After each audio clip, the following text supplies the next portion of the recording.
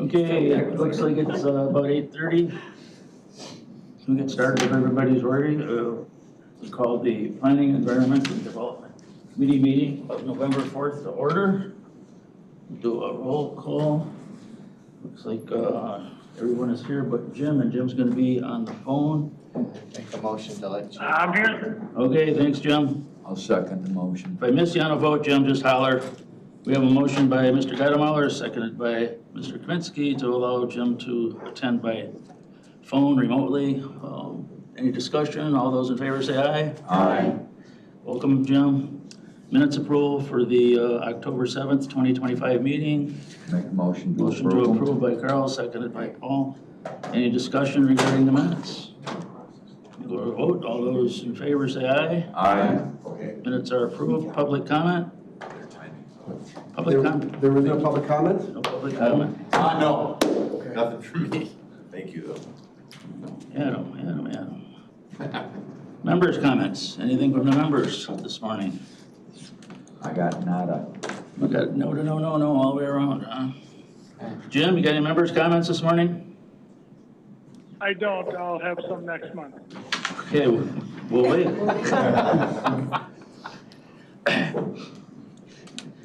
Okay, just checking to see if you're here and paying attention or not, so. Okay, we'll go on to new business. Philip Delap or Anthony and Alfaro are not here right now for interviewing for the Historic Preservation Commission. Will this be for one position or It's for two positions. two positions? Okay. And the It's gonna one's be on really the, tough. and the one's already on there. Yeah, it's, you know, it's great what they do, but it's hard to get people to volunteer. It's a volunteer kind of thing. So. Yeah, sure. There is a third position that is open, and we do have somebody scheduled to interview for that position next month. Which one? There's a third position that's open with a different term date. Oh, okay. These two applied for the same term. The second term date that's available, we do have somebody scheduled to interview next month at the December 2nd. So we have three whole positions to replace them. Correct. Okay. Okay, great. The other position, it didn't come through within the deadline to interview today. Well, we can do Okay, it. well, we'll give it a few minutes. Yeah, no, yeah. Mr. Austin, can you hear us okay? Maybe just a thumbs up, Pete? I don't know, he didn't read. Is there any reason why he wouldn't be able to hear us? Yeah, he can hear. Okay, thank you. We can do consent agenda.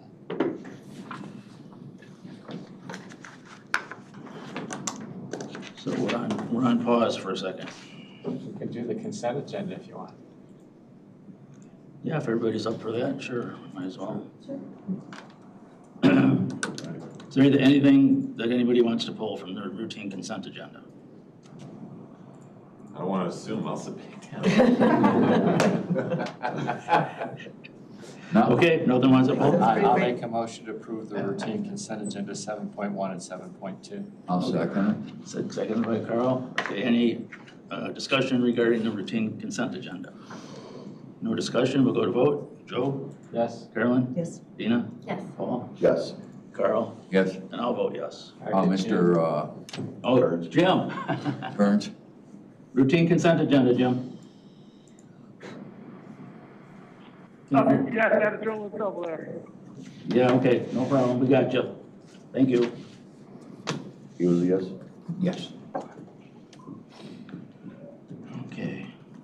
So, without, Scott, you want to do your Spongy Moth thing as long as you're here and you have to take off early? Well, I appreciate that opportunity. I distributed this morning a copy of what I entitled 2025 Spongy Moth Trapping Program Report. This is the summary of the traps that we replaced back in June to really track the populations of the Lamantra dispar, which is also known as the spongy moth, formerly known as the gypsy moth. And as you recall, or those members who've been on the committee for a few years recall that back in 2023, I believe, residents came in separately to the table and asked the county to look at the spongy moth problems that they were having on their property. Spongy moths are an invasive species to the United States and McHenry County in itself is what's called an infested and quarantine county, which means our population is so extensive that there's no eradication methods or eradication efforts employed by the state or the federal governments. They do work right now I think they're working in Joe Daviess County. When funding, of course, is available on a program called Sow the Spread, which is the intent is to stop the spread of spongy moths as they encroach westward. Just for a little personal personal involvement of this matter, I remember being a child in Western Pennsylvania in the 70s and early 80s, and I remember the spongy moths going through that area. So it kind of tells you how long it takes for them to go from, say, Western Pennsylvania to here, which is about 500 and some miles. But slowly but surely, they'll continue to go. They're a concern because they can fully defoliate over 300 species of trees. Primarily, they're prone to go after the oaks. And after about 2 years of defoliation for an oak tree, it could really cause an oak tree to decline and die. It's important to note, though, 1 year of defoliation on an oak tree will not kill it. Oftentimes in May and June when the caterpillars are active, they can defoliate a tree, but oak trees can recover. So they're, just because they're hit and they're defoliated by a gypsy moth, or excuse me, spongy moth, doesn't mean it's dead and you have to cut it down. If anybody has oak trees and spongy moths are afflicting their oak trees, give it time. Give the tree time to recover. After a couple of years, if it doesn't, then you know it's dead, but often they'll recover. So anyway, all that aside, we deployed 90 traps this year. That's up from last year's 65 traps that were deployed by the county. And this is county traps. The state also has their own trapping program when they deploy traps within McHenry County as well. This is only our data. And of that, we collected over 17,000 moths in those 90 traps. The lowest trap had 4 moths. The highest trap had over 1,300 moths. I know I counted every single one of those, and it's a lot. But we are the numbers are down slightly from last year's numbers. You keep in mind that when you have 90 traps versus 65 traps last year, you're going to collect more moths, which is why our total number is higher. But if you really look at the difference, we had higher counts last year. And so populations are slightly down this year, I'm pleased to report. However, going into this year, we expected a greater decline for a couple reasons. Number one, the population has been exploding over the past couple of years. Typically, when populations explode, then there's a crash. We saw that from 2009, 2010, the population explosion of spongy moths. In 2011, the population crashed. We were expecting a crash this year. That didn't happen. And similarly, there weren't very many reports of egg sacs or caterpillars early into the season compared to last year when they were very visible. So they were much more inconspicuous this year, apparently, but the numbers were still there. I will report that I did not get the indications of defoliation of areas this year like we did last year. So even though the numbers were high, it doesn't seem that they had as much of an impact this year as they did last year. That's so the question is, what's the population going to do next year? Once again, there's a trend of population explosions and crash. I'm still holding on to the optimism of there will be a crash. That's what the data and population trends show. So with that, included in the report is a heat map, which just gives you a visual of what the trap yields year after year. Once again, there were 90 traps this year versus 65 traps last year. I will need to point out in the far northwest corner of McHenry County, there's a trap. In 2024, it shows it kind of yellow, and there's nothing in 2025. That trap did not participate this year, and I was not able to get that one off the map, so that's just an anomaly. Disregard that. I don't know what the population was in that very corner. But you can see there's a slight, just based on this heat map, a slight decline generally overall. Most traps had a decline. Some did have an increase in certain areas, but the numbers, I would say, were slightly down. Some traps, some areas between 25 to 50%. So with that, lower numbers, not as low as we expected, and we'll continue to monitor that population. the question's going to happen, come to the county, with the transition of my position into county administrator, what is the fate of the Spongy Moth Trapping program? We can hold that discussion for a subsequent PED committee meeting. We have a few. I have to delegate that now. Might have to delegate that down. Good. No, I'm kidding, but nonetheless, it's important just to follow just to trend the numbers. I want to point out though, and when they started the conversation in 2023, when you had residents come to the table and say, "You county board, you have to do something." I want to commend the county board for saying, "Yes, we will do something." And while some wanted the county to engage in a spraying program and spray for spongy moths, that wasn't the decision. But as a county board, you still responded. You were still responsive to the needs of those residents. Those that brought the issue to the table, the county acted. You used the resources internally to say, how can we do this effectively? This program, aside from the staff, I'm missing less than $300. Total is what it costs to do this, so it's not that big investment, but it's indicative of the county board being responsive to the concerns that are brought to the table and doing something about it. Maybe not ultimately not what someone wanted to do, but you didn't sit on your hands and say it's not our issue. So to that, be proud. Anybody have questions for Scott on this? Go ahead, Carl. You said that the state has their own program. I remember when they came in and were really looking, hey, can you guys help us? We are working with them, getting this data to them, and they accept that it's legit. Yes, so this data is exported. GIS put together this map and this tool to track it, so I really appreciate their efforts. It's great having kind of these internal tools. That all this data was exported out to, actually goes to, I believe, University of Virginia, which is kind of the clearinghouse of all the data, and they're going to incorporate that with theirs. So they actively monitor the spongy moth population nationwide. So our data is part of that bigger pool, and they certainly appreciate our assistance. Cool. Go ahead, Paul. So you said it was like Pennsylvania, late 70s, early 80s. So, and I think you just answered it. As they come across the country, do they fall off on the eastern side, or do they stick around? They stick around. Once they're established, they're here. Just like McHenry County, we became quarantined, I want to say, in the mid-2000s, and our populations they're still here. All it is just as the caterpillars move a variety of different ways. They crawl obviously, but then there's a tactic called ballooning, which they create a silk thread, and then the wind will actually carry them. And believe it or not, it carries them west, even though prevailing winds you would think are coming from the west. That's how they're able to go. It also, if you move any outdoor furniture or firewood from another area, like say McHenry County, which is a quarantine area, to another area that may not be, you may inadvertently be transferring a population. There could be an egg sac on that piece of firewood that you move from here to, say Joe Davies County, for example. Now all of a sudden you introduce that population there. So it can go, and it's really vigilance about making sure that if you're going to transfer anything from your property or McHenry County's quarantine to somewhere else, just check it. Spongy moth egg sacs are easy to identify.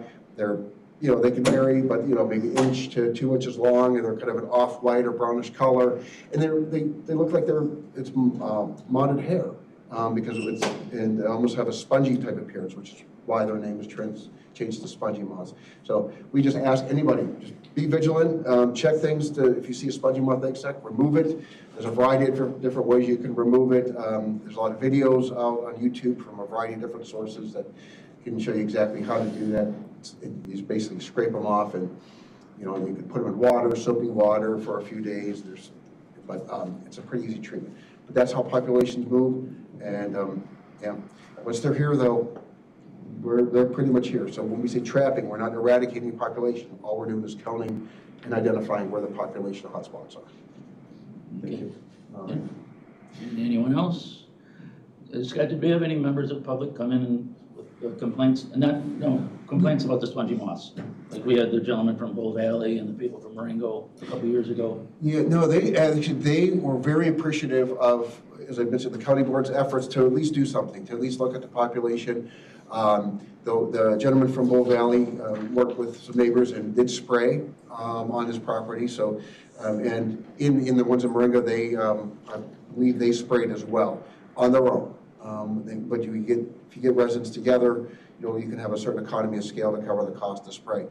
Other areas, I believe there was another area in Bull Valley, maybe that might have been Mr. Vanderspool's property, that Hendrickson's aerial service did reports. I think that might have been his spray, his area spray.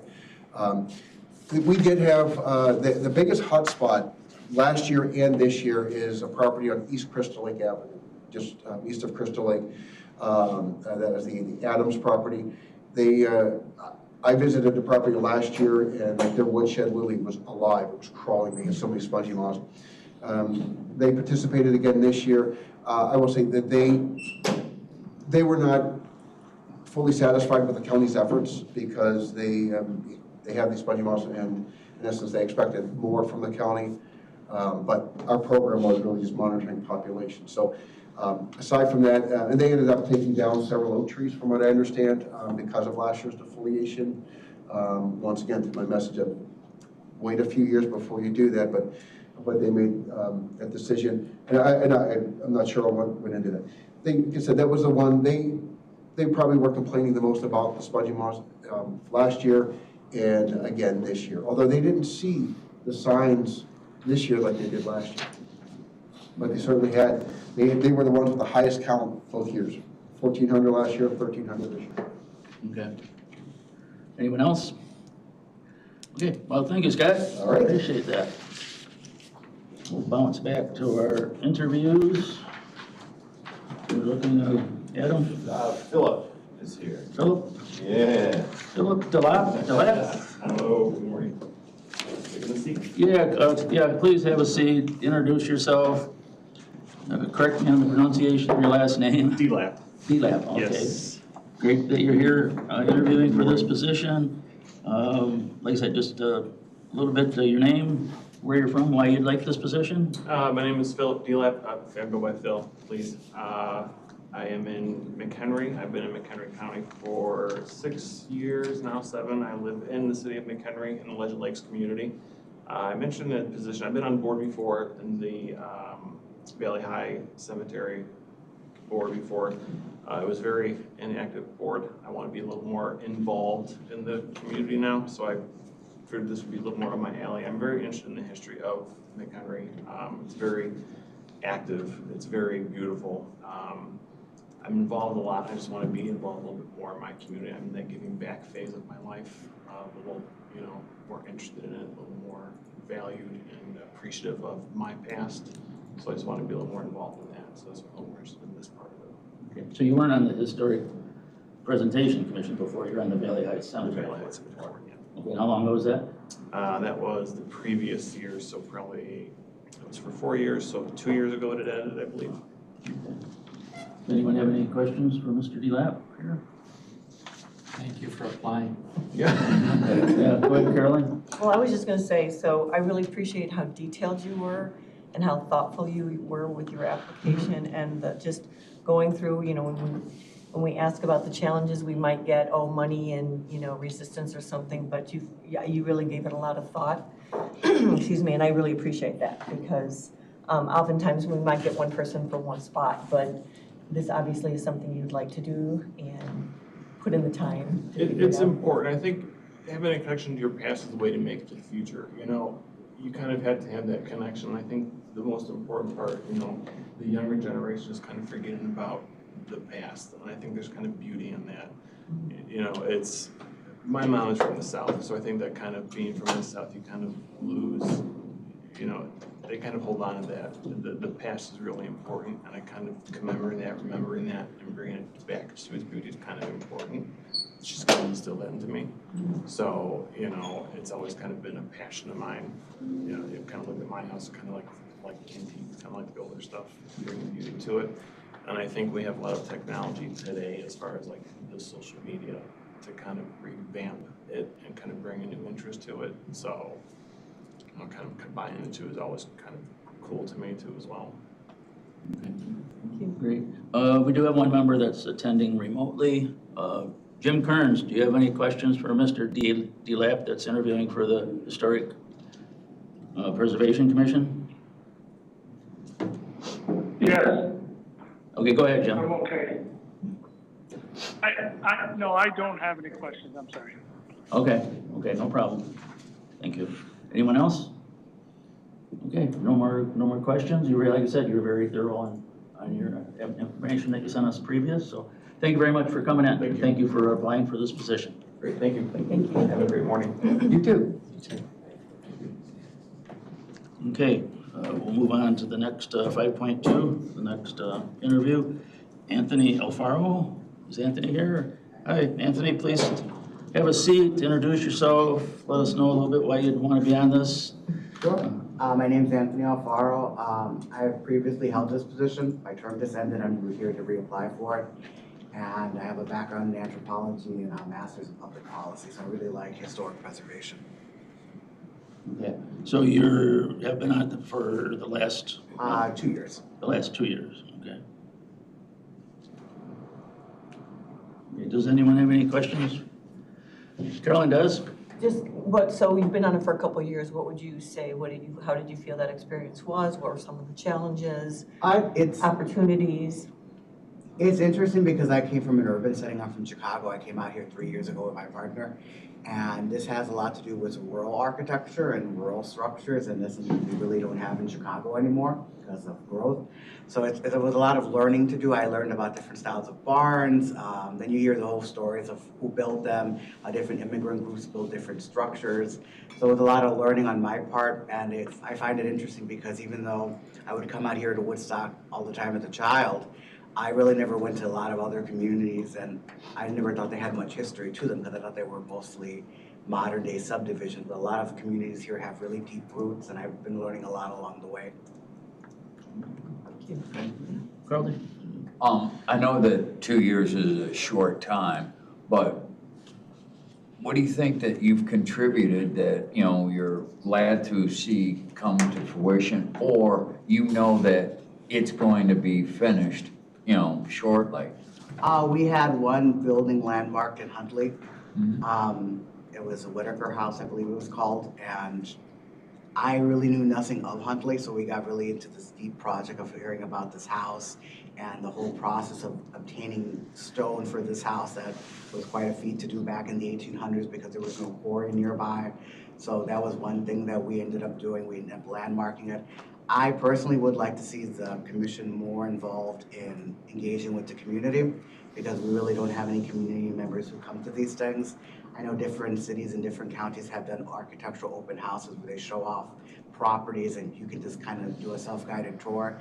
And I think this county has a lot of history to it, but I think a lot of it's not very accessible to people. We just digitalized, I think within the last 2 years, that you can do an interactive map and see different sites. But even me who loves history, I'm finding out stuff via books because it's not posted anywhere online. So I would like to see it more digitalized so people find it more accessible.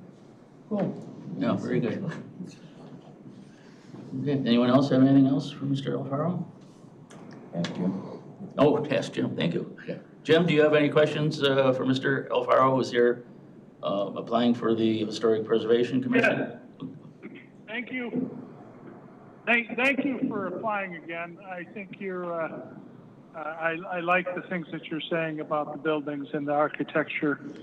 And is there any way that you see that the program could incorporate some state or federal funds on these old barns that are falling down and possibly get grants or anything for you to put teams together to help restore and stabilize some of those structures?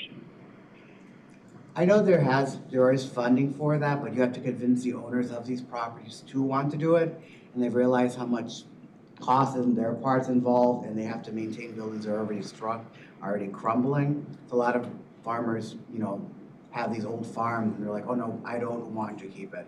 Like in Chicago, we have the same thing with the Archdiocese owning lots of churches, and they're letting them crumble because it's just too much money and too much effort to want to restore them. Like we are currently doing a project of trying to send out letters to potential properties that if they're interested in landmarking, we make it very user-friendly and non-intimidating, these letters, we don't make it sound too technical. We want to make it sound like, hey, you have an architecturally important building, would you consider starting the process of landmarking? We can help you a certain way. We can try to lead you to places to get funding. But a lot of times people get these letters in the mail and it sounds really official and it's like, no, that sounds expensive. I don't want to do it. And then people let their buildings fall apart and then they can demolish them or they let them decay enough where there is no other way but to clear them out. So yeah, there is funding. It's just convincing people that they would have to kind of do the first step, but we'll kind of help them along the way too.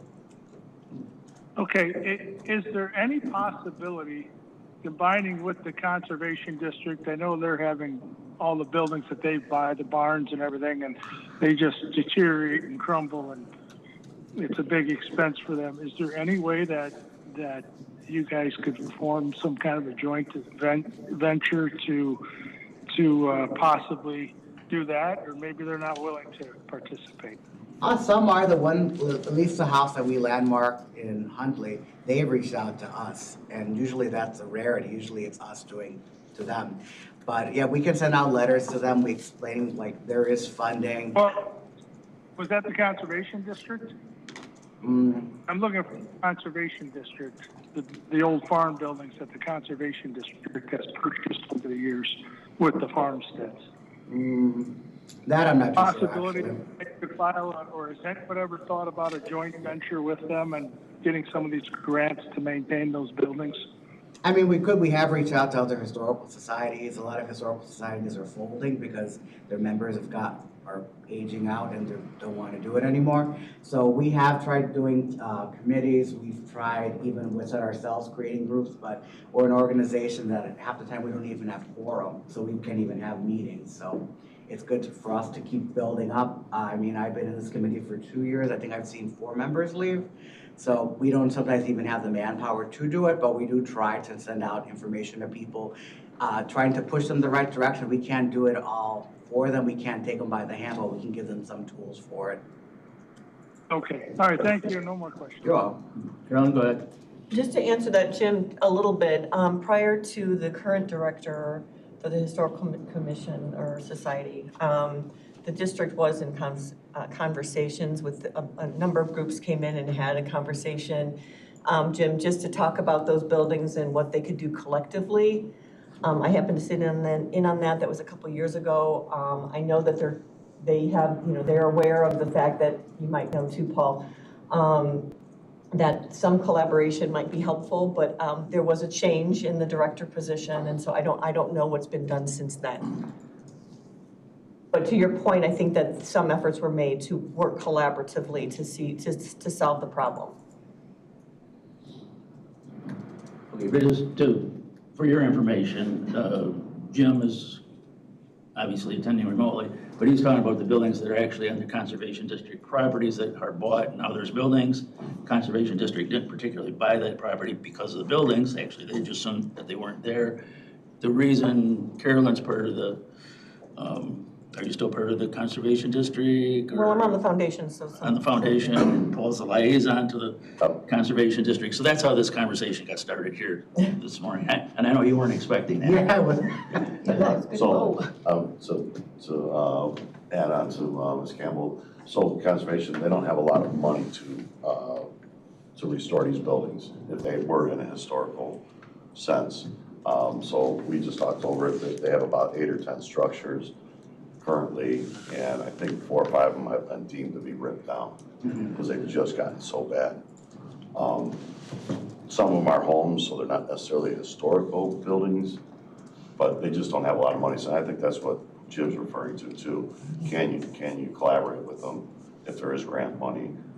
You know, that's something that we're asking. You know, you've been involved with the Historical Society, you know.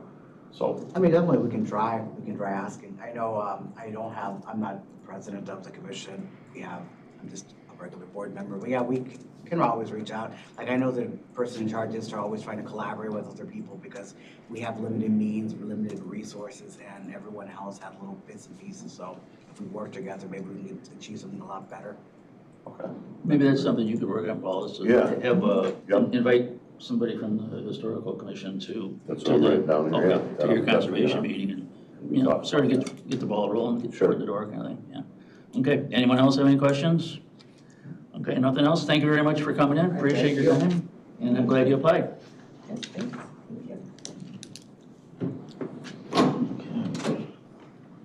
So deliberation and selection for the Historical Preservation Commission, terms to expire November 26, 2030.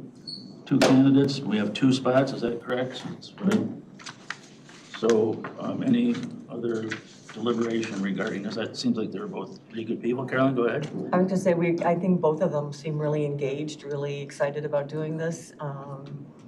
And when he talks about people aging out and not wanting to stay on those, this is great. I think this is a good, Yeah, you got youth sign. in there. Yeah. Mhm. Yeah. I think it's a really good sign. Enthusiasm, youth and enthusiasm, that's all good for this kind of spot. Anyone else? Okay. Make a motion to approve them both. Okay, we have a motion on the table I'll to second approve it. both of them for these terms, seconded by Carl. Any other deliberation? We'll go to vote. Dina? Yes. Paul? Yes. Carl? Yes. Joe? Yes. Carolyn? Yes. And I'll vote yes. Mr. Kearns? Yes. Yes. Okay, Jim, thank you. Thank Thank you, Carl. No problem. Yeah, I knew it was gonna be one of those mornings. Okay. I think we're done with that part. We're moving right on down to the ZBA stuff. Adam, you're up. ZBA. All right, we've got a lot for you this month. What do we have? We have 8 on the docket. 3 of them are solar farms. One in, seems to be very popular in Johnsburg. There's another one on Walkup Road. It's west of a same property owner that had a previous, has a conditional use for a solar farm. Now they have one proposed right on Chris Lake Road, Walkup Road. And then the last solar farm is out on Hemmingson. That one's kind of way out there, but Hemmingson and McHugh roads.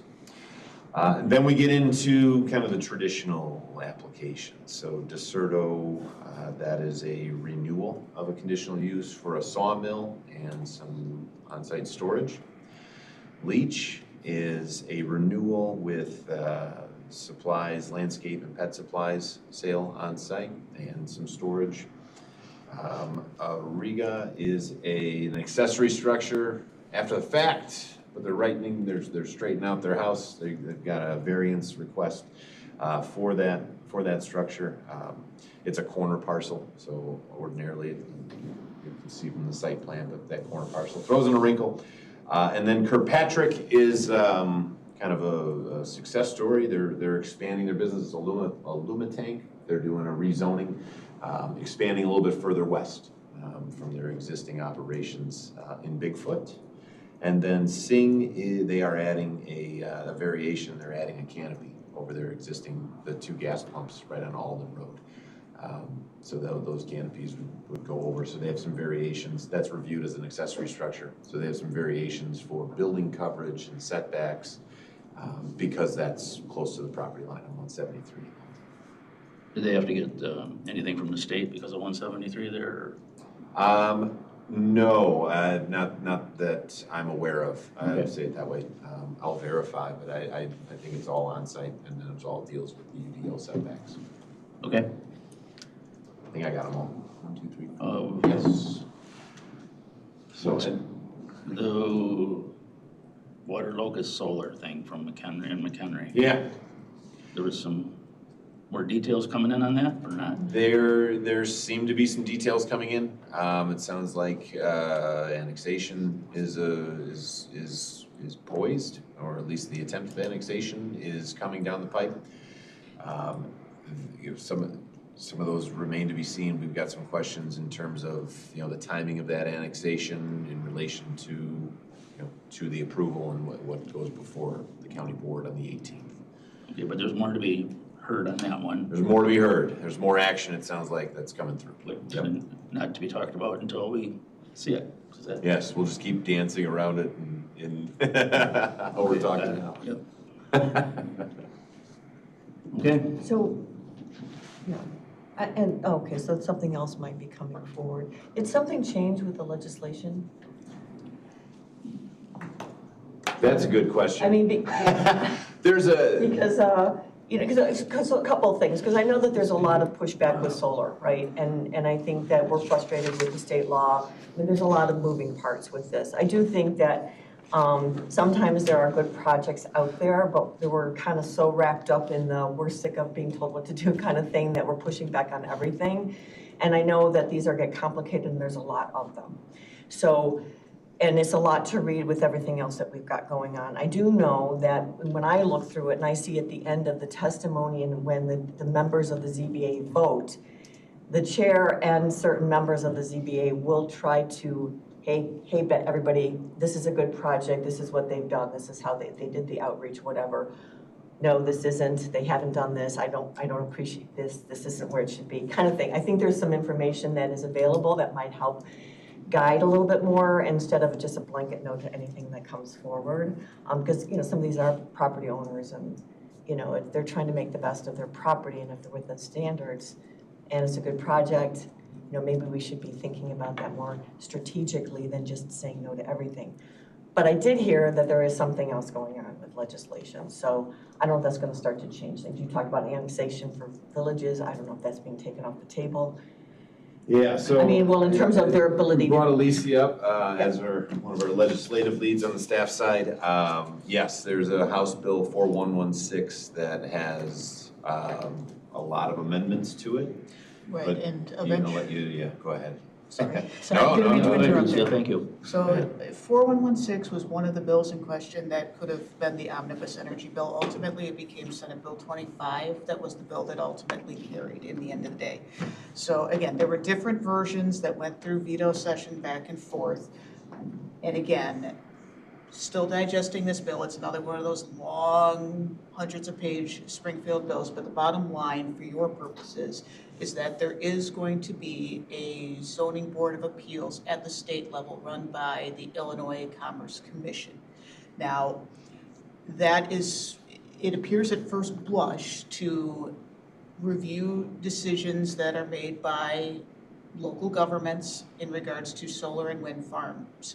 And it does appear to accelerate the process a bit, and there does appear to be a route for permits that are denied to be granted by the state. Now, there are still rules that need to be developed by the Illinois Commerce Commission on how exactly the proceedings are to work.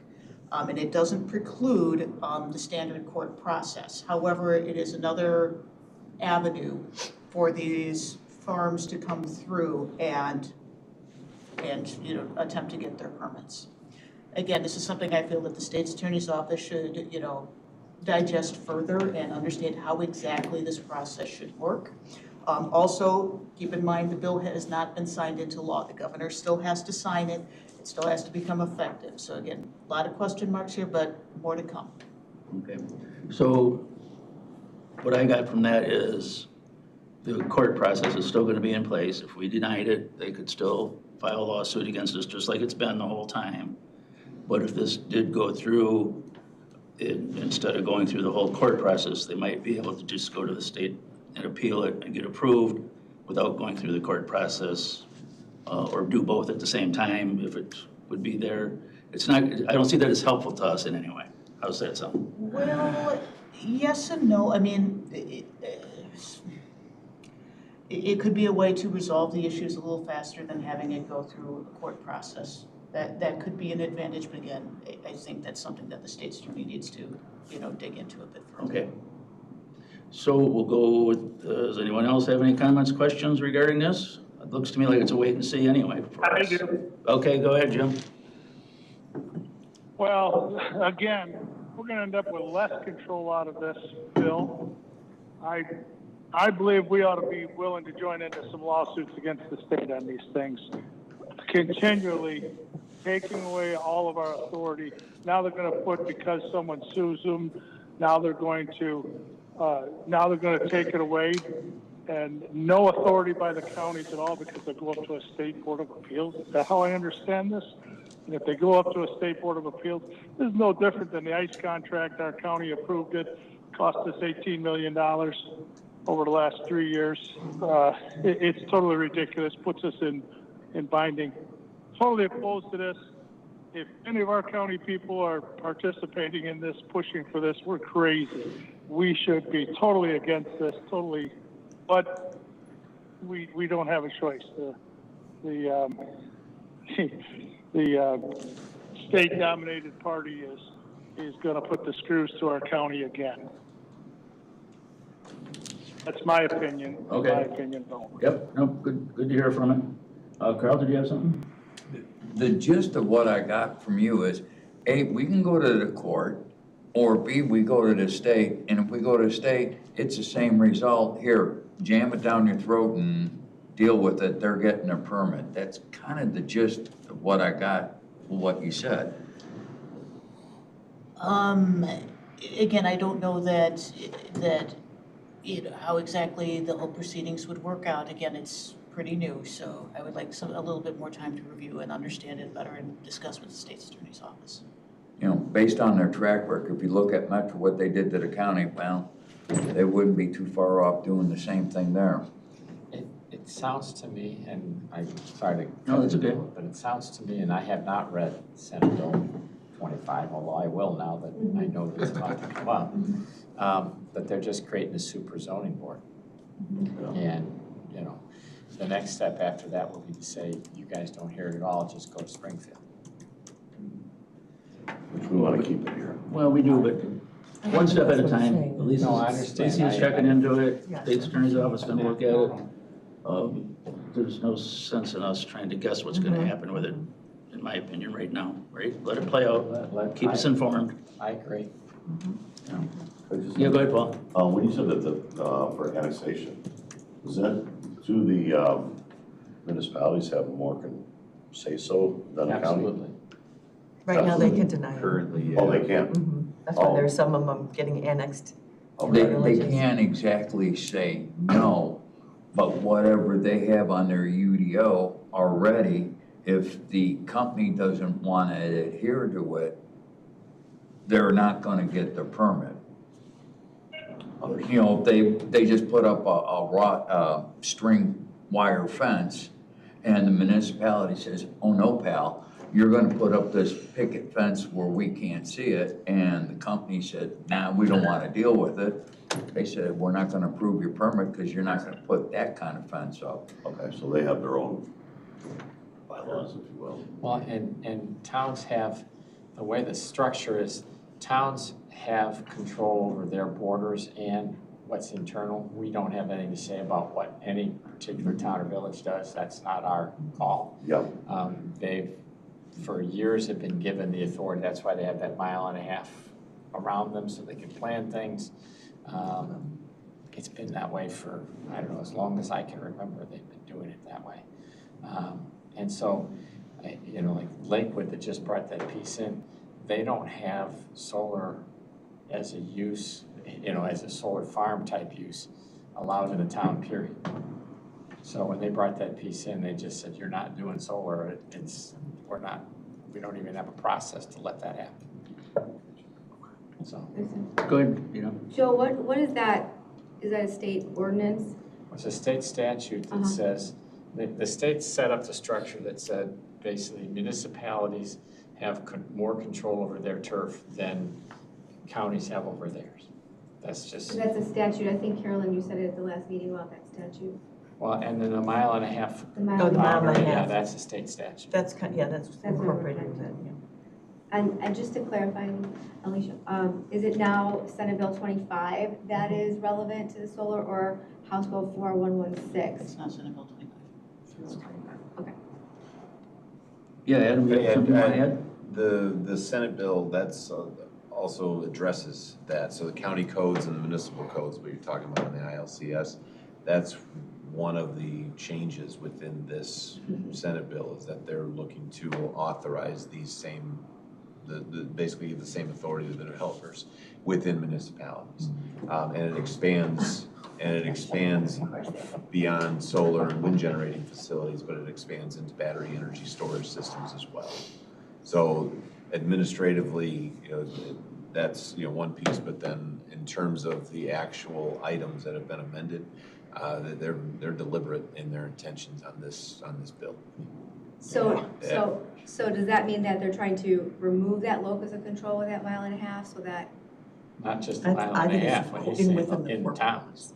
They're like But jamming even- down your even- throat. Well, and clearly, we don't, even with that 1.5 miles, it's not a given that they'll get that control. I mean, we give it or not, depending on how we vote, right? Sure. In terms of if it's. Okay, so I will be So- reading that Senate bill today. Yeah, so it's Thank within. you. It's a doozy. I'm here for it. Yeah. Better read it. I love it. Not a call. Okay. Paul, did you have something else? When we talk about the 1.5 miles, is that center of town? No, it's from the edge of town. From the border of the municipality. Of county to municipality. Yeah, and the places you'll get more problems are, like Cary and Crystal Lake at one point in time touch. But, so they have overlapping jurisdictions. And a lot of towns, not all, but a lot of towns have agreed, here's where our line will be. So if you're on this side of the street, it's Crystal Lake, on this side of the street, it's Cary or whatever. And I'm picking them just because they're sister towns. But you have that in many towns. Woodstock, Lake in the Hills, and Crystal Lake. When you go out at 47 and 176, all have areas where they said, you come down to here, we'll come up to here, But it's 1.5 miles from their border, so like. From their borders, From their okay, I border thought- going out. For always, I thought it was like center of town. No, yeah, No, from there, it's- anywhere on their border, so, yeah. So the farther Out out that they way. get, they can have one finger sticking way out here, but you got 1.5 miles around that finger. Okay. And by the way, it doesn't mean that we as a board don't get to make the decision about that. It just, they have the right to come in and ask, and they can force a supermajority vote for variations and for zoning changes. Conditional uses, they can't force a supermajority vote. Again, statute, Springfield, I don't honestly know how that came to be, but that is the How do difference. they see that it's upholding further development in that capacity? I don't, they treat conditional uses different than zoning variations or zoning changes.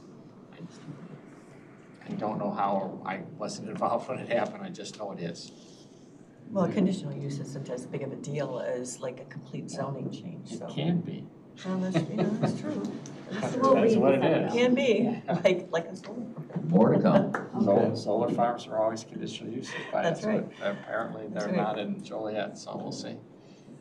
Mr. Austin, I see you there Yeah. physically. Would you like to- I'm having a little trouble seeing everybody, but I'm here. Okay, anything you wanted to weigh in on before we adjourn?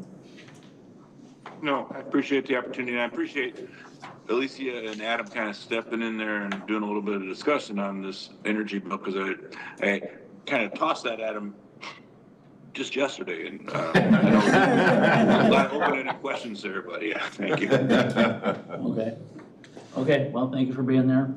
Anyone else have anything, or are we heading for adjournment?